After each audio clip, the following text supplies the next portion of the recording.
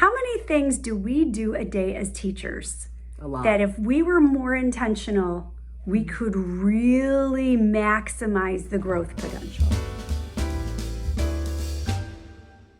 It's interesting how quite often we look at connecting with students as being such a labor when it should really be something super easy and intentional if you look at the little details.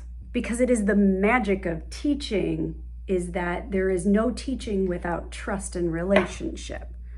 So we have to do that before anyone's going to learn anything. Yeah. The component on the SELs and the push for it now, especially with learning being so different, I think people are overcomplicating it. I'm going to just be honest. It's more in the day in, day out interactions that builds this community of trust and relationships. So it doesn't need to be contrived. It's really a natural part of being a human and reaching other people and connecting. Yeah. I don't think you need an add-on curriculum. I think you need to be intentional in the little things, as Noelle asked in the very beginning. What are those little things that we have to do?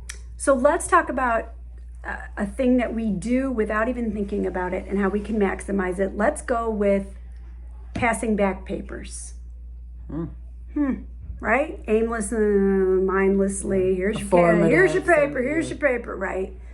How could we take that and stretch it so that we can really grow kids?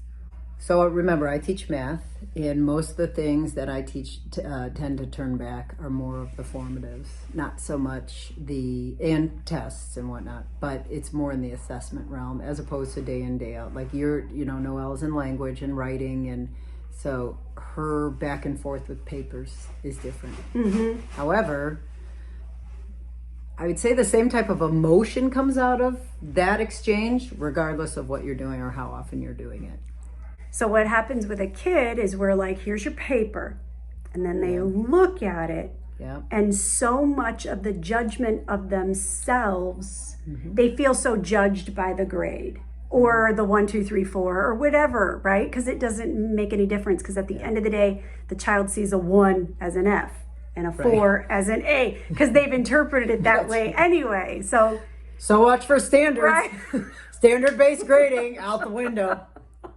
So we have to have this conversation with kids. Okay, kids, I'm going to pass back your quizzes from the other day. I need you to know that the assessment, the grade, the letter, the number isn't how I feel about you. It isn't what I think of you as a person. It's not my assessment of you and your value. It's a communication of how well you understood what I taught. One thing. It's one thing. It's how much you understood on one topic. And then let's get in a relationship on what you understand and what you don't understand. Right. End of it. But when they sit in the emotional side and define themselves by a grade, and at the end of the day, you have some camps in education that want to throw away grades. Well, you can't do that, and you can't. There has to be some communication, there has to be some structure or process that allows for the learning, right? The things with the formative is to allow for the learning to occur, the rewrites in writing, right? That whole process. And the growth. It allows for the growth, but we can't be all warm and fuzzy and have no grades, right? So it's again having the dialogue around the function of a grade and what it serves, as opposed to just handing it out. Right. And it's the teachable moment because you're handing the grade back. So here's what's interesting to me. We hand grades back and then we go over what they got wrong. But a vast percentage of our kids are sitting in it, upset at themselves and thinking they're idiots.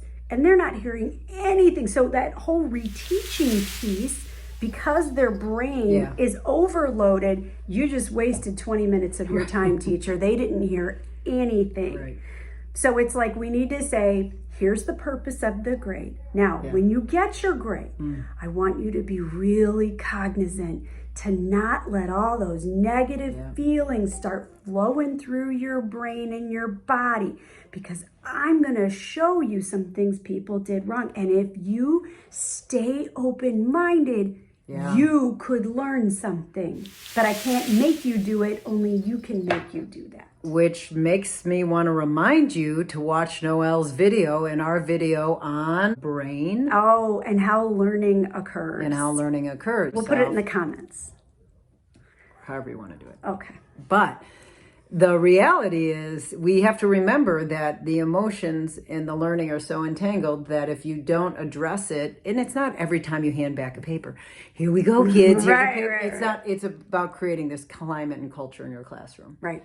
And you might have to say it a lot in the beginning. Quite often you hear me say you got to go slow to go fast. And that's part of procedures too, in creating that environment.